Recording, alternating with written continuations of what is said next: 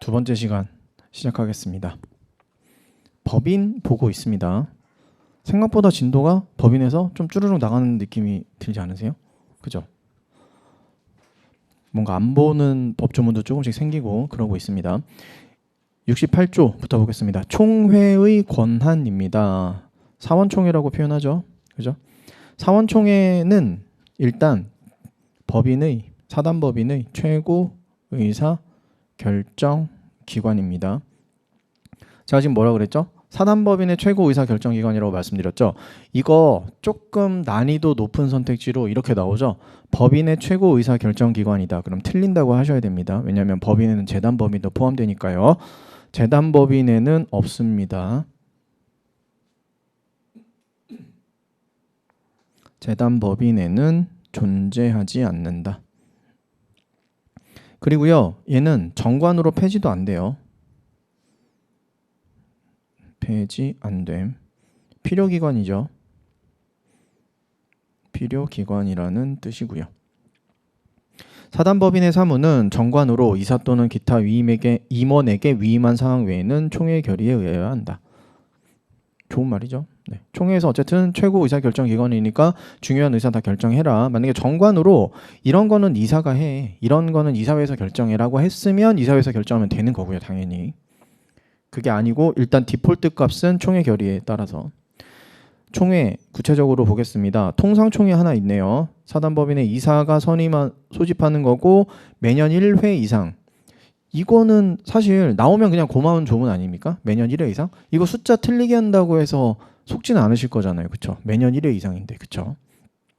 통상총회는 매년 1회 이상. 임시총회 보겠습니다. 통상총회는 나오면 고마운 거고 법조문만 나올 것이고 임시총회가 중요하죠.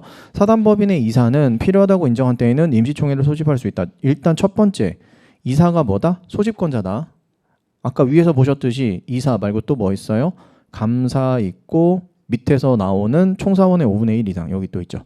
총사원의 5분의 1 이상으로부터 회의의 목적사항을 제시하여 청구한 때에는 이사는 임시총회를 소집하여야 한다. 이 정수는 정관으로 증감할 수 있다. 그러니까 여기서 오해하시면 안 되는 게 총사원의 5분의 1 이상이 임시총회를 소집하는 거예요? 아니에요. 이사한테 청구하는 거예요. 소집해달라고. 그러면 이사가 소집하는 겁니다. 지금 2항에는 그렇게 되어 있는 거예요. 총사원의 5분의 1 이상도 소집할 수 있다면서. 그거는 3항에서 규정하고 있습니다. 전항에 청구가 있어요. 근데 이사가 현실적으로 소집을 안 하고 있을 때 어떻게 할 거냐는 거예요. 원래 소집해야 되죠. 총사원의 5분의 1 이상이 목적사항 정해서 이사한테 소집해 주세요라고 하면 이사가 오케이 알겠습니다. 소집하라고 법에서 되어 있잖아요. 현실적으로 안 하고 있어. 그럼 어떻게 할 건데? 3항. 전항에 청구가 있은 후 2주간 내에 이사가 총회 소집의 절차를 밟지 않으면 청구한 사원이 법원의 허가를 받고 소집할 수 있다라고 해서 이 3항에서 이야기하고 있는 겁니다. 총사원의 5분의 1 이상이 임시총회 소집권자가 될 수 있다라는 건 3항의 해석이라고 생각하시면 되겠습니다. 그리고요. 총사원의 5분의 1 이상이라는 거 여기서 정관으로 증감할 수 있다. 항상 나오죠. 증감. 근데 이건 뭐는 안 돼? 또 박탈은 안 돼요.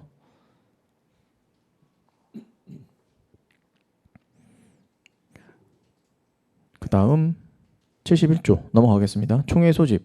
총회 소집은 1주간 전에 그 회의의 목적사항을 기재한 통지를 발하고 여기 중요한 거 많죠. 일단 1주간. 그 다음에 통지를 발하고 해서 발신주의 채택하고 있다. 발신주의 채택하고 있는 우리 시험 범위에서 세 가지 뭡니까? 제한 능력자의 상대방에 대한 최고권 첫 번째. 그 다음 두 번째가 사원총회 통지 임시통회. 임시총회든 아니면 통상총회든 둘 다 통지. 그 다음 세 번째가 무권 대리인의 상대방의 최고권. 이거는 다 발신주의라고 생각하시면 되는 거죠. 최고권에 대한 응답이라고 해야 되겠네요. 그리고 제가 지난 시간에 잘못 말씀드린 거인데 이거 이따가 중간에 이따가 하겠습니다. 그 제한 능력자의 상대방에 대한 보호에서 확답 촉구권을 무권 대리인의 최고권과 비교해서 말씀드린 적 있잖아요. 거기서 무권 대리인 상대방이 최고할 수 있는데 그 최고는 누구한테만 해야 되냐면 본인한테만 해야 된다고 우리 법에 되어 있습니다. 무권 대리인한테 하는 건 의미가 없어요. 마찬가지로 제한 능력자와 마찬가지로 걔를 어제 제가 무권 대리인뿐 아니고 본인에도 할 수 있다라고 말씀드렸던 것 같아서 그건 사실 철회권이거든요. 철회권. 그래가지고 그거 잘못 말씀드린 거 이따가 수정 한번 다시 가서 하겠습니다. 자, 목적사항을 기재한 통지를 발하고 기타 정관의 정한 방법에 의하여 하는데 기간 계산. 이거 난이도가 제일 높은 기간 계산입니다. 거꾸로 가는 역산하는 거 해볼게요. 오늘 날짜로 합시다. 10월 2일. 지금이 10시 27분 정도 됐으니까 10시 반에 총회가 있다. 이날이 총회가 이날 열리는 거예요. 그러면 우리는 법인의 입장에서 언제까지 발신해야 되는지 살펴보는 거예요. 도달이 아니에요. 발신입니다. 그러면 자, 첫 번째. 우리는 내일부터 1일이야. 초일 불산입이 여기서도 적용돼야 되는 겁니다. 기산점 언제예요? 10월 2일 00신 거 아시겠어요? 이제 이거? 10월 1일 아니죠? 자, 기산점 초일 불산입 어떻게 찾는다고요? 이렇게 찾습니다. 이렇게 해서 그림을 그리세요. 여기가 총회가 있는 날짜 10월 2일 10시 30분이라고 이렇게 딱 쓰세요.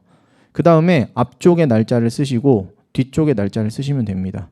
우리가 원래 초일 불산입으로 계산할 때는 여기에서 뭔가 이 날 안에 무슨 일이 생기는 거니까 초일 불산입 이 날에 남은 날짜는 하루로 넣지 말자. 하루가 안 되니까. 그래서 여기서부터 세자가 초일 불산입이었잖아요. 그러니까 거꾸로 갈 때는 이쪽을 다 빼고 여기서부터 세면 된다는 겁니다. 아시겠죠? 거꾸로 갈 때는 여기서부터 1, 2, 3, 4 세면 된다고요. 아시겠죠? 그러면 초일 불산입이니까 10월 1일 00시가 되고요. 두 번째 단계 뭐 빼야 됩니까? 1주간 전이니까 빼기 7일 빼야 되죠. 얘는 난이도가 또 높아졌어요. 뭐 때문에? 월이 바뀌잖아요. 월이. 그쵸? 월이 바뀌면 되게 쉬워요. 그냥 9월 7 빼면 25 하면 되죠. 그죠? 7 빼는 건 어려운데? 자, 이거 어려우신 분들을 위해서 준비했습니다. 갑시다. 가면 돼요. 수평선에서 가면 돼요. 1, 2, 3, 4, 5, 6, 7 이렇게 가면 되거든요. 쓰세요. 10월 1일, 9월 30일, 9월 29일, 9월 28일, 9월 27일, 9월 26일, 9월 25일. 그리고 이 시간은 전부 다 00시니까 여기도 00시일 거 아니에요. 그쵸? 그러니까 9월 25일 00시까지 발하면 되는 겁니다. 근데 우리 9월 25일 00시까지 발하면 된다. 9월 24일 24시까지 발하면 된다. 뭘 많이 써요? 전자예요, 후자예요? 후자를 더 많이 쓰잖아요. 그렇죠? 그러니까 아마 후자로 나오겠죠. 전자로 나오면 틀린 건가요? 아니죠. 이거 나오면 맞는 거죠. 같은 기간인데. 그죠?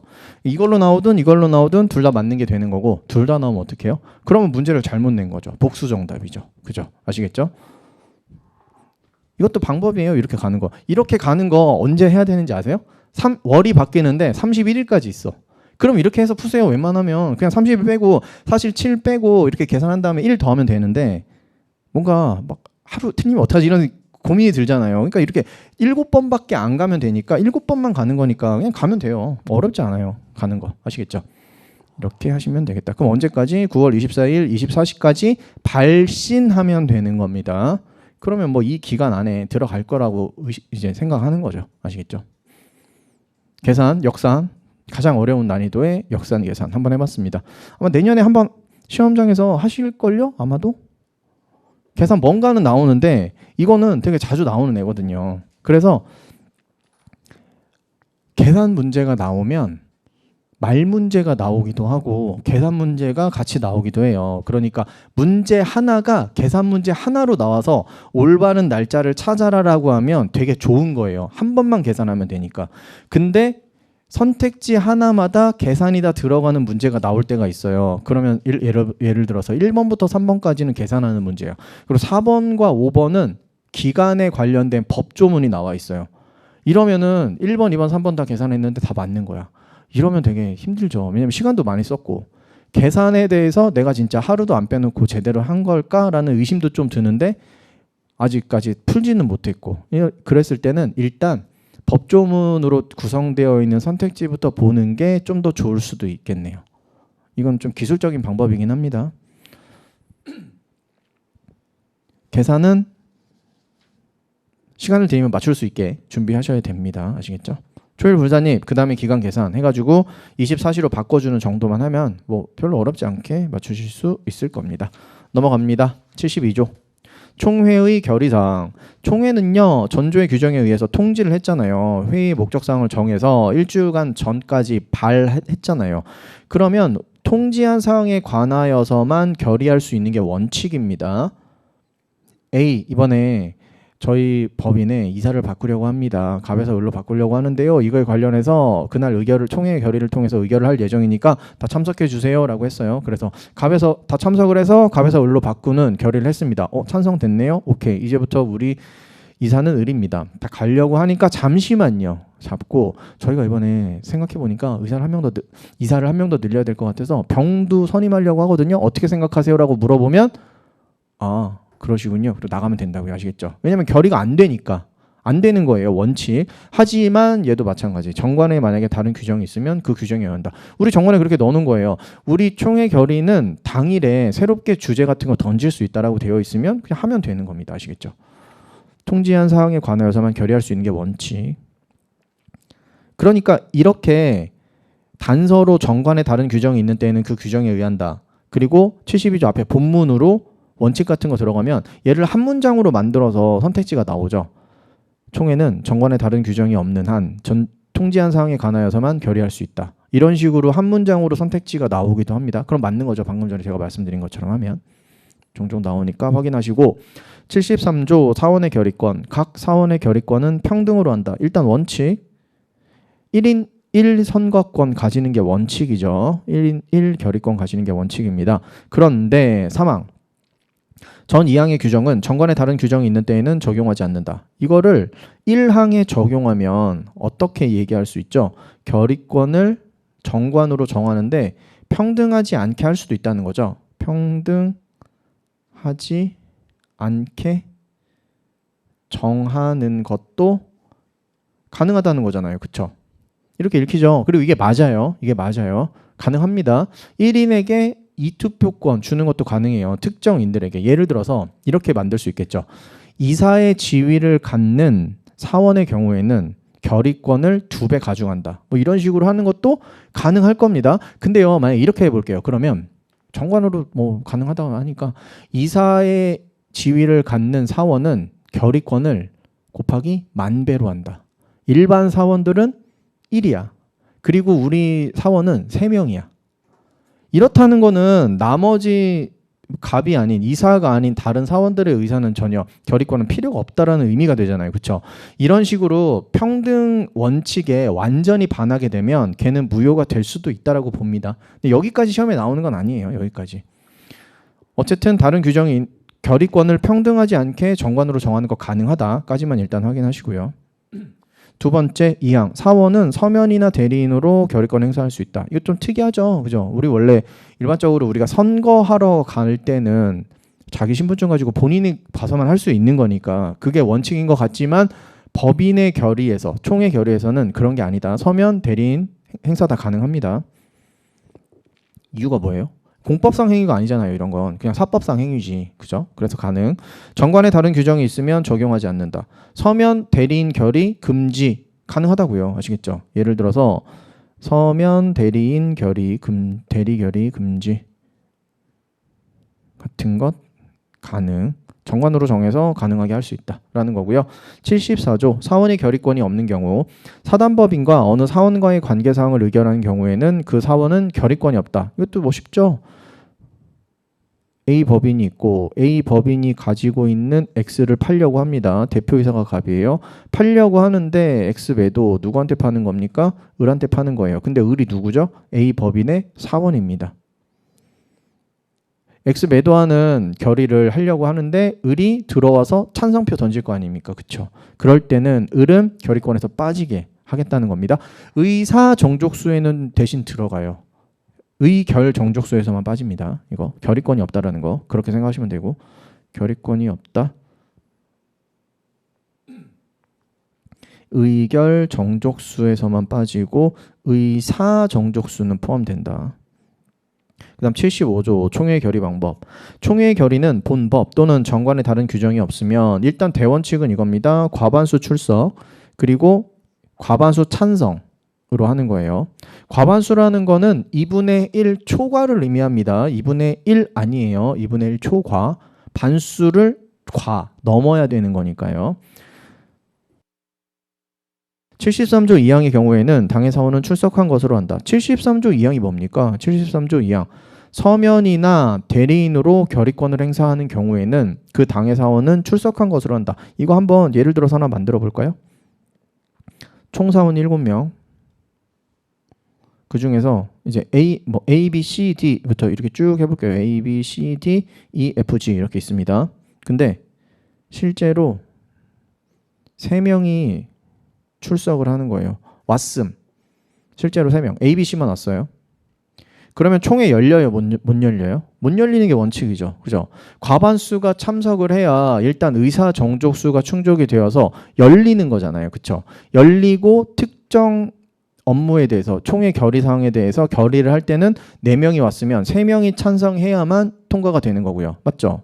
근데 실제 3명 출석했으면 원래는 원칙 의사 정족수 미달입니다. 근데 예외적으로 의사 정족수 충족이 될 수도 있어요. 실제로 이 충족? 현장에는 A, B, C만 왔다는 얘기고 D라는 사람이 있었을 거 아닙니까? D라는 사람이 서면으로 결의하는 찬성 반대. 왜냐하면 미리 회의의 목적사항을 알려주니까 그거에 대해서 미리 찬성표 해가지고 우편으로 보내놓은 거죠. 그러면 참석한 거죠. 이 사람은 의사정족수, 의결정족수에 다 들어가야 되는 겁니다. 아니면 대리인으로 C가 D의 대리인으로 위임장 같은 거 들고 왔어요. 그러면 D도 참석한 거잖아요. 그러면 실제로 실제 출석은 3명인데 4명 출석한 걸로 봐주겠다는 얘기예요. 아시겠죠? 뭐 별거 아니죠? 그죠? 2항 확인하시고요. 얘도 나옵니다. 종종 잘 나오는 제가 꼭 체크했다고 해서 얘만 나오는 건 아니에요. 그 중에서 조금 중요하다고 생각된다거나 아니면은 좀 읽기 쉬운 조문들은 제가 체크하면서 알려드리는 것 뿐이고 제가 한 번씩 읊어드리는 거는 웬만하면 다 나온다고 보시면 돼요. 아시겠죠? 법조문. 넘어가도 되죠? 76조 총회의 의사록. 사원총 했어. 그럼 어떻게 해야 될까요? 총회의 의사에 관해서는 의사록을 작성해야 한다. 의사록에는 의사 경과, 요령, 결과 기재하고 의장 및 출석한 이사가 기명 나열해야 한다. 이사는 의사록을 주된 사무소에 비치해야 한다. 네, 진짜 절차 관련된 내용 아닙니까? 지워버리시고 넘어갑시다. 77조. 왜 빗줄이 쳐져 있지? 여러분도 빗줄 쳐져 있으세요? 어제 봤기 때문이에요. 기억이 나십니까? 얘가 뭐예요? 77조는 해산사유잖아요. 해산사유. 만취파다. 기억나십니까? 혹시? 얘는 뭐랑 좀 연관이 있냐면 38조랑 연관이 있어요. 38조는 뭐죠? 설립, 허가, 취소, 요건 아니면 사유라고 보시면 되고 38조에서 이렇게 되어 있을 거예요. 목적 이외의 사업을 한다든지 아니면 조건, 허가 조건을 위반했다든지 아니면 공익을 해하는 행위를 했다든지 그러면 뭐 할 수 있다고요? 허가 취소할 수 있다. 허가 취소할 수 있다가 이게 38조의 내용이라고요. 그쵸? 그러면 허가 취소가 되면 뭐 법인이 뭐가 되는 겁니까? 해산이 되는 거잖아요. 그쵸? 그러면 해산 사유는 77조에서 규정을 하고 있고 허가 취소만 있는 게 아니고 4가지가 더 있죠. 첫 번째 존립기간 만료, 허가 취소, 목적 달성 아니면 달성 불가능. 이거 4번째로 씁시다. 파를 먼저 쓰고 싶어서요. 목적 달성 또는 달성 불가능. 그 다음에 여기 파산. 하나 더 있는데 이거는 정관에서 정한 사유, 기타 정관에서 정한 사유 발생, 해산 사유 발생.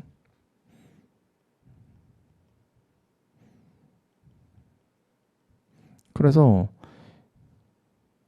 진한 색으로 만, 취, 파, 달 해가지고 만취파다. 파닥을 보고 만취를 했다. 이렇게 생각하라고 말씀드렸고 외우라고 말씀드렸고 해산 사유와 설립허가 취소 사유는 구분을 하셔야 되는 게 맞습니다. 아시겠죠? 뭐라고 나온다고요? 목적 이외의 사업을 한 건 법인 해산 사유다. 땡. 이런 식으로 나온다고요. 아시겠죠? 그러니까 만취 파닥만 해산 사유. 나머지 요거는 허가 취소 사유. 뭐 두 문자 한번 따서 저한테 알려주세요. 공, 조, 목조공 괜찮은데요? 목조공 그냥 해도 되겠는데, 그죠? 목조공, 목조를 가지고 이제 목수 하시는 분을 목조공이라고. 네, 어쨌든 급하게 만들어본 급 두 문자. 근데 괜찮은 것 같아요. 목조공 괜찮은 것 같지 않나요? 네, 한번 외워보세요. 네. 그다음 2항 사단법인은 사원이 없게 되거나 총회 결의로도 해산합니다. 사단법인의 특유한 해산 사유라고 표현합니다. 예를 그래서 사단법인의 특유한 해산 사유. 사원이 없게 되면 영명이 된다는 영명이 된다는 걸 얘기하죠. 아니면 총회 결의로 해산하는데 이 총회 결의로 해산하는 건 밑에 바로 있어요. 78조에 있거든요. 총회가 총사원 4분의 3 이상으로 동의를 해서 뭐 하는 겁니까? 해산하는 거죠. 마찬가지로 4분의 3 또 뭡니까? 증감 가능. 뭐는 안 됨? 박탈은 안 됨.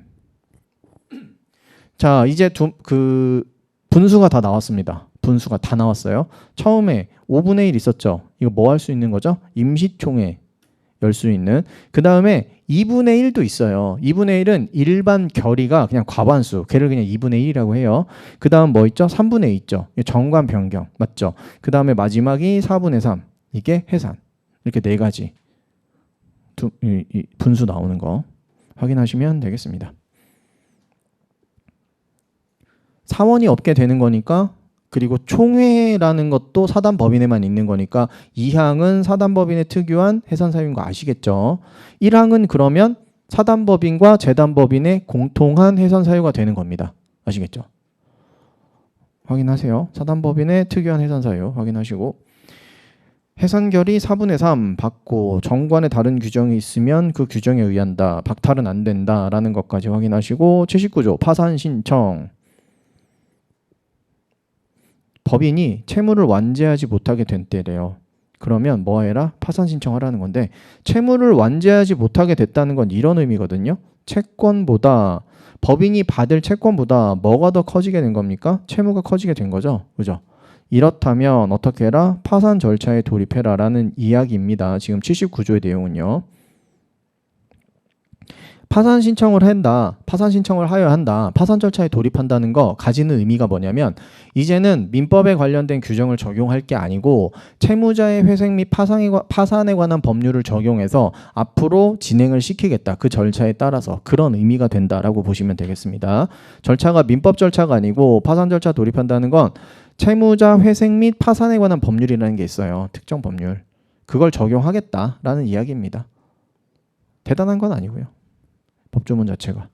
그 다음 80조 자녀재산의 귀속이라는 게 나오는데 여기서부터 어디까지 볼 거냐면 끝까지 우리 법인 여기 96조까지 95조까지 정확하게는 여기까지가 해산과 청산에 관련된 내용이거든요. 법조문 되게 많죠. 80조부터니까 16개 조문이라고 생각하시면 되겠죠.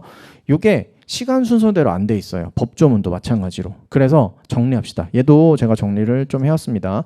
여기서 정리를 하고 관련된 법조문을 좀 왔다 갔다 하면서 보도록 해볼게요. 어디다 정리하시면 되냐면 아까 그 96조 있는 마지막 페이지 있죠. 거기 밑에 자리가 좀 있으니까 여기다가 정리를 한번 해봅시다. 첫 번째 뭐부터 하냐면요. 일단 우리 그만하겠습니다. 해산 등기, 해산 신고. 해산 등기는 85조로 되어 있고 해산 신고는 86조 1항에서 규정을 하고 있습니다. 85조와 86조 1항 가볼게요. 해산 등기, 해산 신고.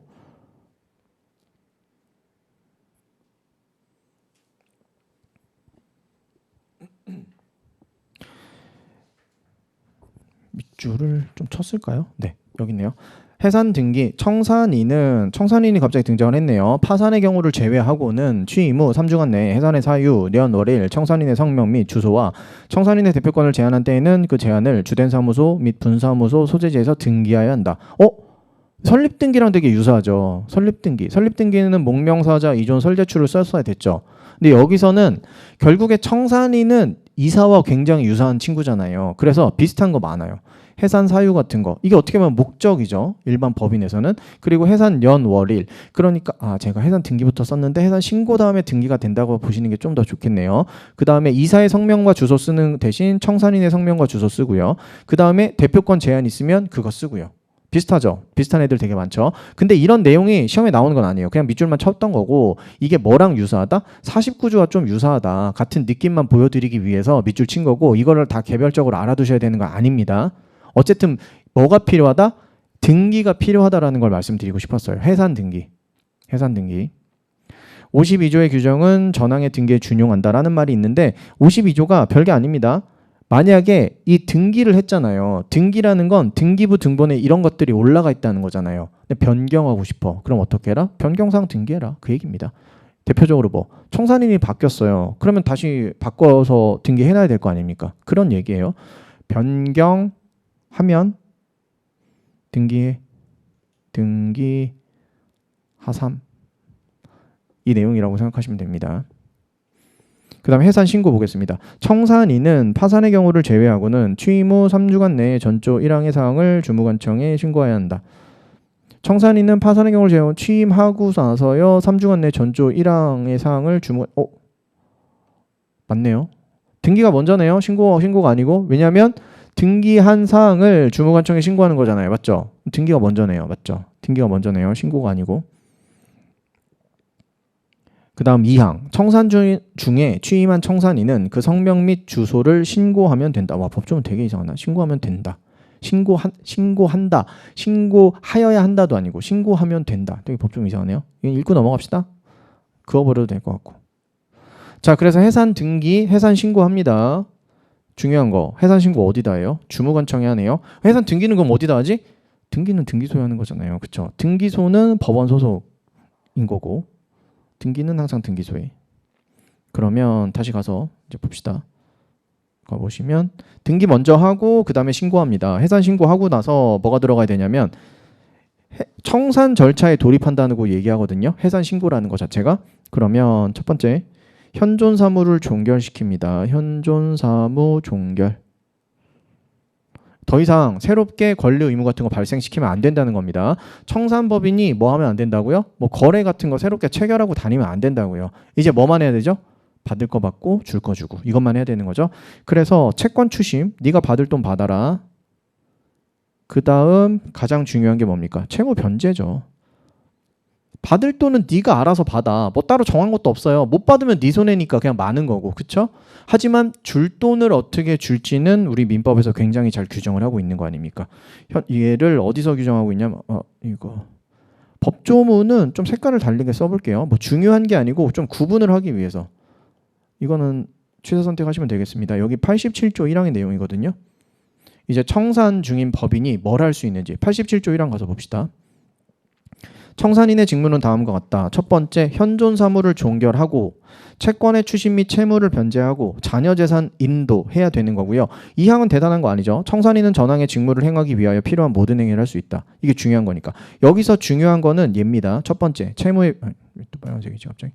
채무의 변제와 자녀 재산의 인도가 중요한 거고 우리가 분석할 만한 가치가 있는 거고 현존 사무의 종결은 그냥 이제 새롭게 법률 관계 만들지 말라.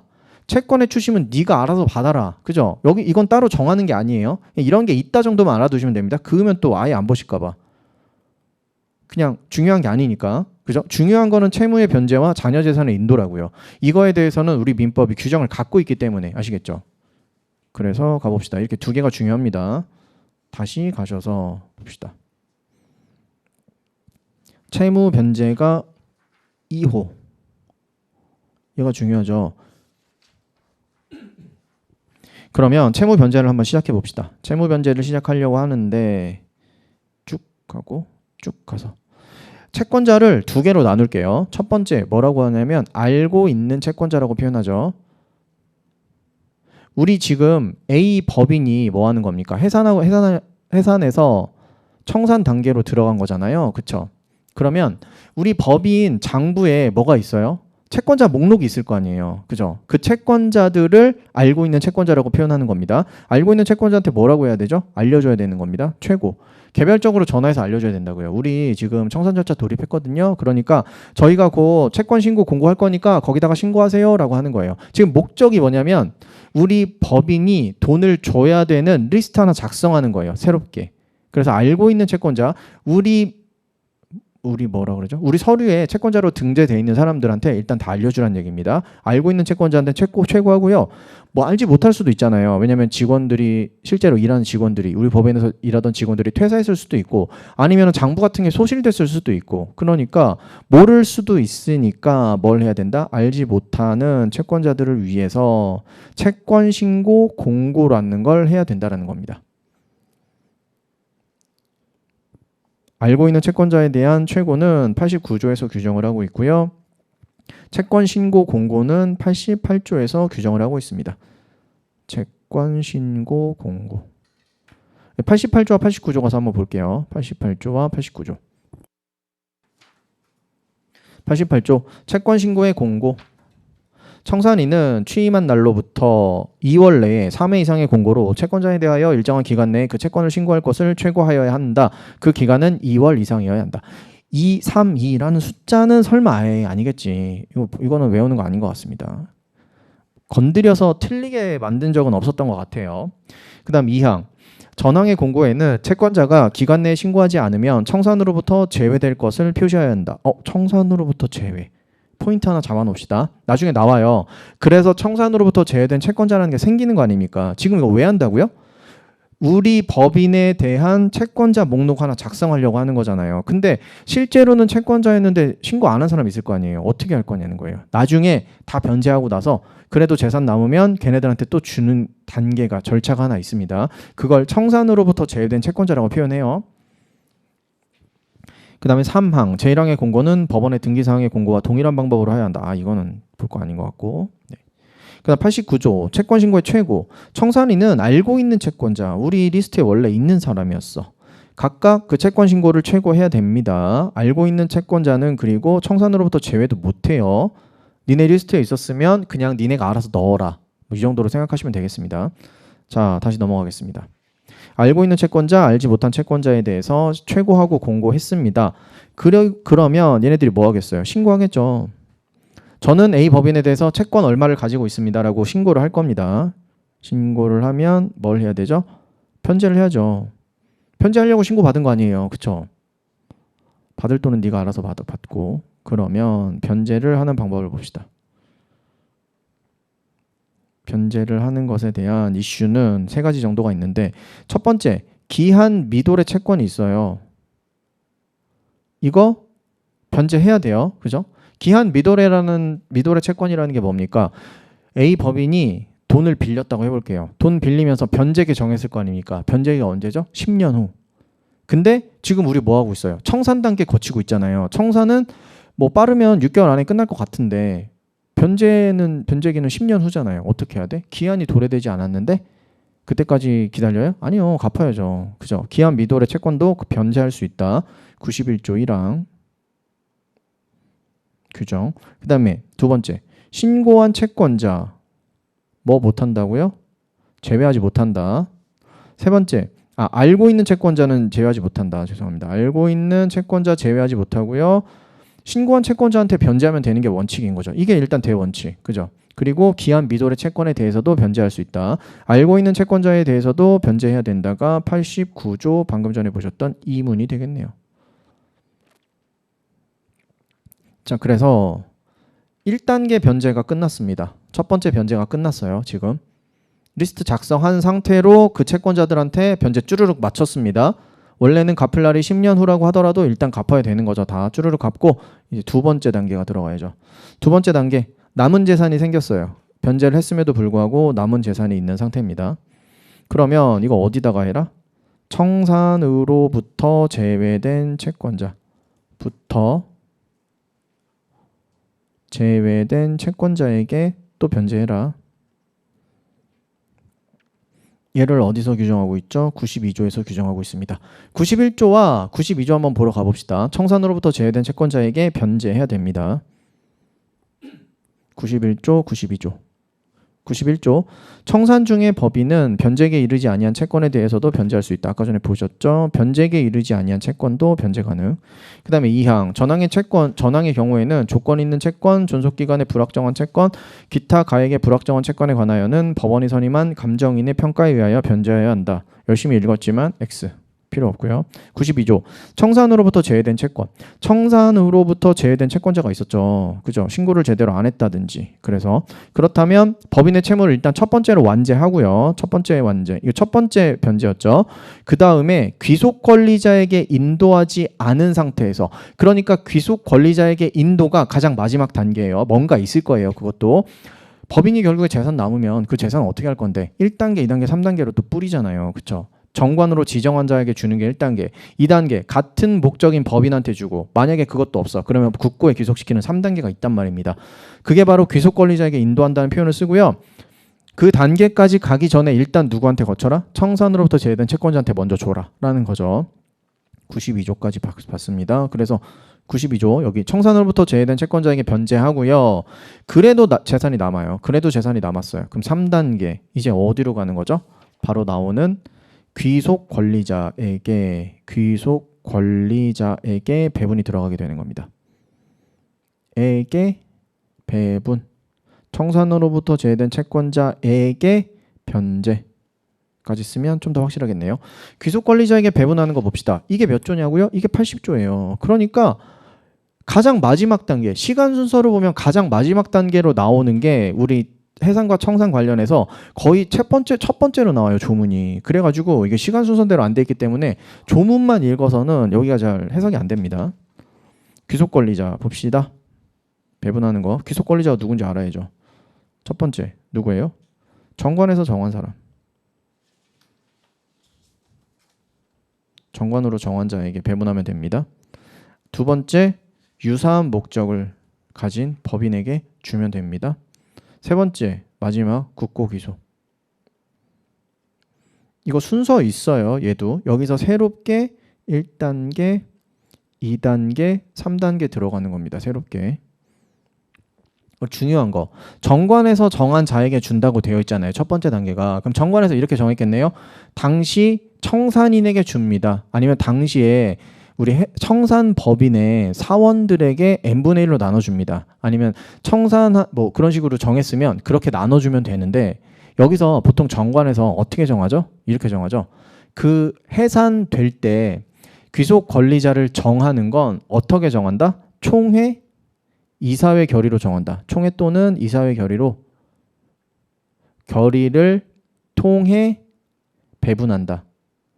라고 정관에 넣어놨어요. 이걸 뭐라고 표현합니까? 간접적으로 귀속 권리자를 지정했다라고 표현하거든요. 간접적으로 귀속 권리자를 지정했다. 가능합니까? 가능하다. 이게 판례였죠. 그죠?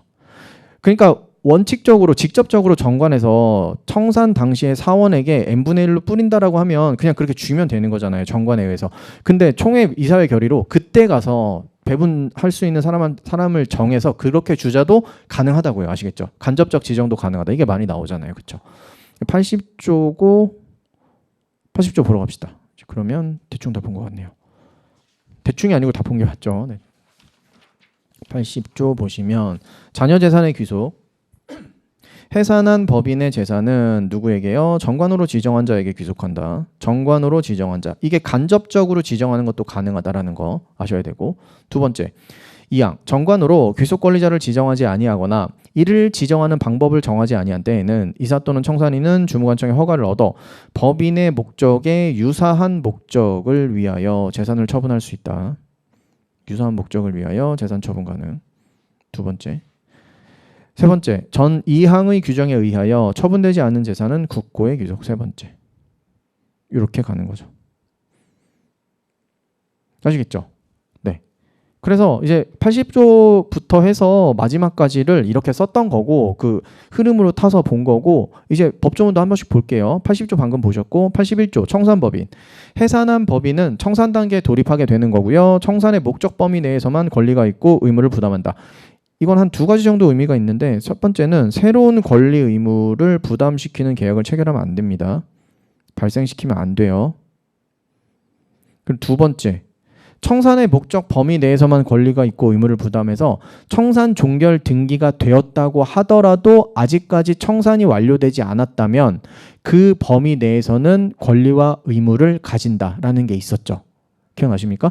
등기부 등본에서는 청산 종결 등기까지 되어서 더 이상 등기부 등본이 안 나와요. 다 이제 청산됐다고 나와. 그런데 아직까지 못 준 돈이 있었던 거예요. 그러면 뭐 받을 돈을 못 받은 채권자는 등기부 등본상 이미 소멸된 법인이라고 하더라도 걔를 당사자로 찍어서 소재개하면 받아주겠다라는 의미라고 말씀드렸죠. 그래서 청산의 목적, 청산이 아직 남아있다. 그렇다면 청산 종결 등기가 되었다고 하더라도 그 범위 안에서는 권리와 의무를 가진다가 되겠습니다. 너무 길어서 안 쓰려고요. 그다음 82조 보겠습니다. 법인이 해산한 때에는 파산의 경우를 제외하고는 이사가 청산인이 됩니다. 명패 바꿔 달고 활동하는 거죠. 그러나 정관 또는 총회 결의로 달리 정한 바가 있으면 그여야 한다. 정관에 이렇게 정해놨을 수도 있겠죠. 우리 만약에 파산되어서 청산 절차 돌입하면 청산인은 새롭게 뽑습니다 라고 되어 있으면 새로 뽑으면 되는 겁니다. 그런 거 없으면 대원칙 이사가 청산인 당시에. 83조 법원에 의한 청산인의 선임. 그래서 전조의 규정에 의해서 청산인이 될 자가 없대. 청산인의 결혼으로 인하여 손해가 생길 염려가 있대. 법원이 청산인을 선임할 수 있다. 법원이 청산인 선임할 수 있겠죠. 그리고 선임한 청산인 해임도 할 수 있겠죠. 그죠? 넘어가고 보는 거 아니고요. 해산 신고 받고 해산 등기 해산 신고 받고 청산인의 직무 받죠. 쭈루룩 넘어가서 채권 신고 공고 받고 채권 신고의 최고도 받죠. 알고 있는 채권자. 그 다음 90조 채권 신고 기간 내의 변제 금지. 청산인은 채권 신고 기간 내에는 채권자에 대하여 변제하지 못한다. 아, 이거 알고 계시죠? 얘는 왜 거기 안 썼을까요? 90조 없네요. 어디다 써야 될까요? 요 신고 기간 여기다 하나 뽑아서 채권 신고 기간 내에는 기간 내에는 변제 금지. 이거 뭐를 해야 할 수 있기 때문에 채권자 평등의 원칙을 해야 할 수가 있죠. 그죠? 법인이 마음에 드는 사람한테만 전액 변제해주고 막 이러면 다른 사람이 그만큼 못 받게 되는 결과가 나올 수도 있으니까요. 기간 내에는 변제 금지라는 거 있습니다. 채권 신고. 이게 90조에서 규정하고 있네요. 그럼에도 불구하고 뭐는 면하지 못하죠? 지연 손해금은 줘야 되는 겁니다. 채권 신고 기간 내에는 변제 금지. 변제하지 못한다. 하지만 지연 손해배상 의무는 진다. 아시겠죠? 91조 채권 변제의 특례. 변제기에 이르지 아니한 채권도 변제할 수 있다. 92조 청산으로부터 제외된 채권자 어디 전에? 귀속 권리자한테 인도되기 전에 거기서 다시 한번 받을 수 있다. 93조 청산 중에 파산이라는 게 있네요. 청산을 막 하다 보니까 재산이 채무를 완제하기에 부족한 것이 분명하게 됐대요. 채권보다 채무가 커지고 더 이상 바뀔 확률이 없어진 거죠. 그러면 채무자의 회생 및 파산에 관한 법률로 들어가서 이제 파산 단계를 거쳐라. 청산인은 지체 없이 파산 선고를 신청하고 이를 공고하는 건데 청산인은 그러면 바로 직위를 잃게 되는 겁니까? 아니에요. 어디까지 이어야 되죠? 파산관제인이 선임될 때까지. 그래서 사무를 인계함으로써 청산인은 이제 빠이빠이 하고 법원에 의해서 파산 절차가 진행이 된다라고 생각하시면 되겠습니다. 넘어가고요. 88조 사망? 네, 등기 공고에 관련된 내용이니까 필요 없고요. 94조 청산 종결 등기 신고. 청산이 종결하면 뭐하고 뭐해라? 등기하고 신고해라. 해산과 청산은 법원이 감독하잖아요. 근데 신고는 주무관청이 해야 되는 겁니다. 이것도 확인하세요. 밑에 95조 법인의 해산 및 청산은 법원이 검사 감독한다. 법인의 해산 청산은 법원이 검사 감독. 신고는 주무관청이. 그 다음 96조 있는데요. 준용 규정 있는데 이게 뭐냐면요. 청산인에게 준용하는 규정이래요. 이 규정들이 뭔지 아세요? 이사에 관련된 규정이에요. 이사에 관련된 규정. 이거 모르셔도 됩니다. 이거 X 할 거예요. X. 근데 궁금하잖아요. 그래서 말로만 한번 스르륵 하고 넘어갈게요. 58조 2항이 뭐냐면 이사는 각자 대표한다. 이런 거 있었죠. 그런 거예요. 그러니까 청산인이 여러 명 있으면 청산인도 각자 청산법인을 대표한다 정도로 읽으시면 되는 거고 59조는 대표권, 이사는 법인을 대표한다. 청산인은 청산법인을 대표한다겠죠. 60조 대표권 제한에 관련된 규정. 60조의 2 직무대행자 관련 규정, 61조 선관주의 의무 관련된 규정, 62조 이사한테 임의대리인 붙을 수 있죠. 청산인도 임의대리인 붙을 수 있다라고 읽으시면 되고 64조 특별대리인, 65조 이사가 임무 해태하면 손해배상 책임진다. 청산인도 마찬가지겠죠. 그다음 70조 마지막은 임시총회 관련된 조문입니다. 이런 것들을 청산인도 다 그런 권한과 의무가 있다 정도로 읽으시면 되는 건데 이건 안 나오더라고요. 그러니까 이사에 관련된 거는 다 청산인한테 준용된다로 그냥 읽으시면 되겠습니다. 중요한 건 X하고 넘어가겠다라는 거. 자, 그 다음에 제5절 벌칙 있습니다. 민법에 이런 게 있어요. 법인의 이사, 감사, 청산인이 다음 각호의 경우에는 500만 원 이하의 과태료 같은 게 있대요. 등기 같은 거 안 하거나 뭐 부정 기재하거나 뭐 검사 감독을 방해하거나 뭔가 나쁜 짓 하면 과태료 준대요. 그죠? 본 적 없으시죠 지금까지. 뭐 할 거다? 쥐어버릴 거다. 벌칙이 민법에서 웬 말입니까? 넘어가야죠. 그 다음 물건으로 나오죠. 물건은 뭐예요? 권리 객체잖아요. 그죠? 근데 제가 뭐 한다 그랬어요? 비법인 사단한다 그랬죠. 비법인 사단. 비법인 사단은 민총에 법조문이 없잖아요. 그러니까 그 정리를 한번 해야 돼서 정리 한번 하려고요. 여기서 어떻게 정리할 거냐면 여기서 페이지를 하나 추가해서 여기다가 한번 써보겠습니다. 비법인 사단. 혹시 정리하실 거면 맨 마지막 페이지 아니면 좀 중간에 좀 비는 데 있어요? 비는 데 있으면 쓰시면 되는데 맨 마지막 페이지에다가 하나 써놓으시면 될 것 같습니다. 대단한 거 없어요. 첫 번째, 법인과 차이. 비법인 사단이 법인과 차이가 있는 건 뭐만 있죠? 등기의 유무예요. 등기의 유무. 실제로는 법인과 굉장히 유사하단 말입니다. 근데 등기만 안 했을 뿐이에요. 등기만. 그래서 여기서 나오는 게 60조를 준용, 유추 적용할 수가 없다라고 표현합니다. 60조 준용. 실제로는 유추 적용이 맞는데 어쨌든 안 된다. 60조가 무슨 내용이었죠? 대표권 제한을 등기하지 않으면 제3자에게 대항하지 못한다라는 규정이었습니다. 대표권 제한 살펴봐야죠. 대표권 제한은요, 원래 법인에선 이런 거예요. 정관은 규정, 대표권 제한 규정이 있는데 등기가 안 됐을 때 이게 문제잖아요. 이랬을 때 어떻게 보겠다? 대표권 제한을 위반해서 한 행위는 상대방이 선이든 악이든, 선이 악이가 뭐에 대해서 정관의 대표권 규정이 있었다는 사실에 대해서 선이든 악이든 상관없이 대표권 제한을 위반해서 한 행위는 유효로 보겠다라는 게 대표권 제한에 관련된 규정 60조의 의미가 되는 거거든요. 아시겠죠? 유효라는 거를 조금 쉽게 생각하면 법인 책임져라라는 얘기입니다. 이거였잖아요. 그쵸? 이게 일반 법인에서의 논의였어요. 대표권 제한에서의 논의. 자, 근데 비법인 사단을 봅시다. 비법인 사단에서는요, 정관만 있고 등기는 없잖아요. 그러니까 정관의 규정이 대표권 제한 관련된 규정이 있든 없든 이것만 나올 수 있어요. 대표권 제한 규정이 없으면 대표권 제한을 안 하겠다는 거니까 우리가 분석할 필요가 없는 거고, 대표권 제한 규정이 있습니다. 근데 등기는 아예 할 수가 없는 상황이니까 무조건 X로 가야 되는 거고, 그냥 이것만 보는 거예요. 그럴 때 마찬가지로 어떻게 나눠서 보죠? 상대방이 정관에 대표권 규정, 제한 규정이 있었다는 거를 알았을 수도 있고 몰랐을 수도 있죠. 그랬을 때 여기 선의 쓰셨나요? 선의 무과실로 싹 바꿔야지.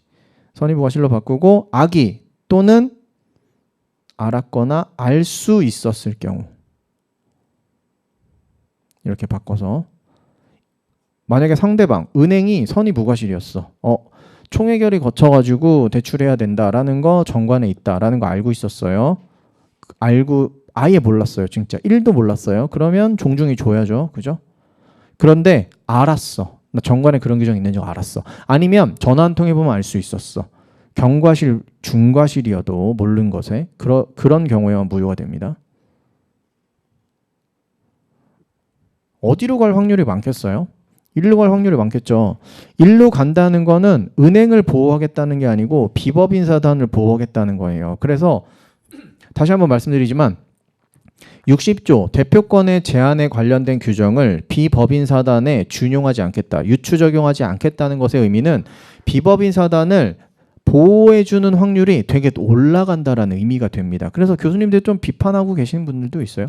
비법인 사단 어떻게 보면 법인은 제대로 된 절차를 거쳐서 등기까지 하네잖아요. 근데 얘는 등기 안 하고 그냥 우리 인정해줘라고 해서 어쨌든 인정해주고 있는데 오히려 얘네들을 더 보호하는 결과가 나온다라는 건 이거 좀 논리적으로 모순이 아니냐라고 뭐 비판도 많이 하고 계십니다. 근데 어쨌든 현재 판례는 이렇게 보고 있어요. 아시겠죠? 그러니까 이쪽 잘 알아두시면 되겠습니다. 이쪽 RR이죠. RR.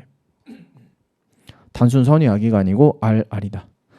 그 다음 실제 비법인 사단 뭐가 있죠? 뭐 종중교회는 너무 당연한 거고, 아파트 입주자 대표회 이런 것도 있고, 헷갈리는 게 하나 있었는데 청산위원회라는 게 있고요.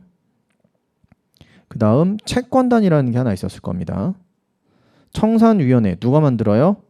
어떤 특정 회사에 대한 채권자들이 모여서 만드는 겁니다. 채권단은 누가 만들어요? 마찬가지로 또 채권자들이 모여서 만드는 거예요. 그러니까 이름이 청산위원회고 이름이 채권단이라는 게 이름의 차이일 뿐이지 이게 실질적으로 뭐 아예 본질의 차이는 없다라고 보거든요. 근데 우리 판례가 청산위원회는 비법인 사단이라고 인정을 했고 채권단은 인정을 안 했어요. 그래서 시험에는 그냥 이렇게 나올 거예요. 채권단이 나오면 X로 해야 되고 청산위원회라고 나오면 동그라미라고 해야 되는데 사실 이거 두 개가 이름 때문에 차이가 나는 뭔가 본질적인 차이는 없어요. 채권자들이 만들어 놓은 것 뿐이에요. 근데 이 사례에서는 구체적으로 이 사례에서는 얘가 비법인 사단이 될 수 있는 요건을 다 갖췄다고 본 거고 이 사례에서는 비법인 사단이 될 수 있는 요건을 못 갖췄다고 본 것 뿐입니다. 근데 시험에 나오는 건 어쨌든 청산위원회는 있고 채권단은 없었으니까 시험에 나오는 정도로 이 정도만 확인하세요. 나중에 공부하다가 차이가 뭘까? 본질적으로 뭐가 차이가 있어서 이렇게 한 건가? 가 아니라고요. 아시겠죠? 구체적인 사건에 있어서 얘는 그냥 인정했던 사례고 얘는 부정했던 사례인데 그냥 그대로 시험에 나와버리니까 그 정도만 알고 가시면 되겠다라는 거 말씀드리고요. 비법인 사단의 재산 소유 형태를 봅시다. 법인은 법인 단독 소유, 그쵸?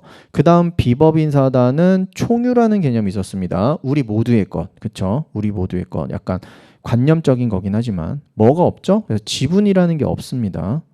총유할 수 있다. 관리처분 행위와 사용수익 행위를 좀 나눠서 보셔야 되고 일도 양단해서 관리처분 행위가 아니면 전부 다 사용수익 행위입니다는 아니에요.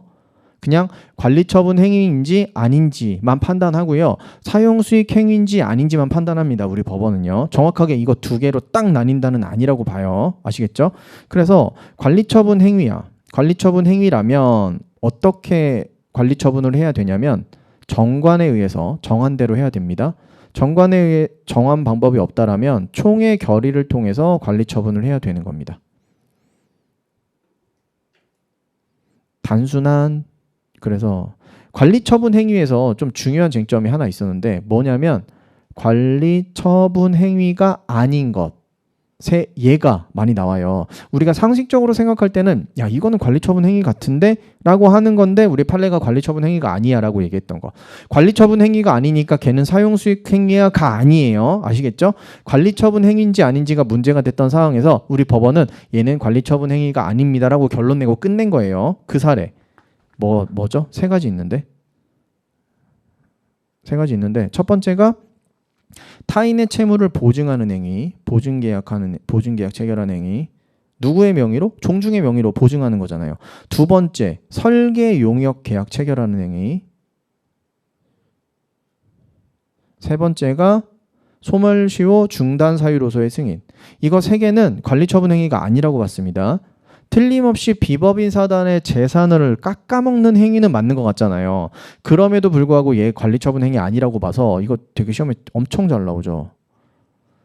뭐라고 봤죠? 단순한 채무부담 행위에 불과하다. 이렇게 표현했습니다. 관리처분 행위가 아니니까 사용수익 행위도 하는 아니었고 그렇게까지 편시하지는 않았고 관리처분 행위에 해당하지 않고 단순한 채무부담 행위에 불과하다 정도로만 표현했습니다. 엄청 중요하죠 이거. 내년에 시험 보러 가시면 나온다니까요. 맨날 나오던 게 나오니까 이게 나와요. 알고 가세요. 그리고 대표권 제한 받고 또 마지막으로 가장 쉬운 거 뭡니까? 종중, 교회, 분열 인정됩니까? 안 됩니까? 안 되죠. 분열 안 된다? 분열 인정 안 된다? 이게 답이고 이거에 대한 세부적인 사례. 교회가 분열되었다라고 판단하는 건 교회의 재산을 도대체 누구한테 줄 거냐인데 분열이 인정된다라는 건 A 교인, B 교인이 있으면 A 교인과 B 교인이 막 트러블을 일으켜서 부딪히고 있다고 하더라도 어차피 그냥 특정 교회 교인들이잖아. 그냥 파만 나눠있지. 그냥 너희들의 모두의 것이야. 이렇게 하겠다는 거니까 분쟁을 해결 안 했다는 비판을 막 받게 되었죠. 그래서 어떻게 했습니까? 이제 분열은 인정되지 않는다. 즉 교회의 재산을 A파 아니면 B파로 몰아주기로 했죠. 일단 원칙. 누구한테 몰아주는 겁니까? 기존 교인한테 몰아주죠. 이게 원칙. 하지만 예외적으로 탈퇴 교인이 기존 교회의 재산을 가져가는 경우도 있었습니다. 얘는 언제예요? 탈퇴 교인이 전체 교인의 3분의 2 이상이라면. 맞죠? 이게 교회의 분열은 인정되지 않는다는 것의 의미였습니다. 시험에 가장 많이 나오는 거는 교회 분열은 인정되지 않는다가 더 많이 나와요. 아시겠죠? 이 숫자까지는 웬만하면 잘 안 내더라고요. 되게 어려운 법리는 아닌데 그렇게 되었습니다. 그래서 지금 법인까지 봤죠? 법인 다 봤고요. 시간이 좀 애매한데 그냥 여기서 일단 마치고 여기서 2교시 마치고요. 잠시 쉬었다가 권리 객체 들어가도록 하겠습니다. 쉬었다 하겠습니다.